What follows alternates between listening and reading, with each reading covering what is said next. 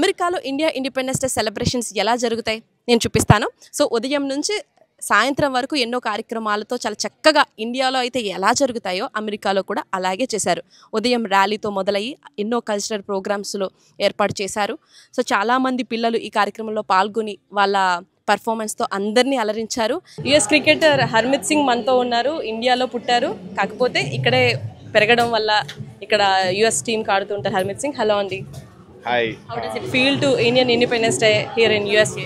Amazing, it's my first time in Tampa and really overwhelmed with the hospitality and the people here are so amazing and thanks to Mata for inviting me actually. Thank you very much. Jaya Hai, Jaya Hai, Jaya Hai, Jaya Jaya Jaya Jaya Hai.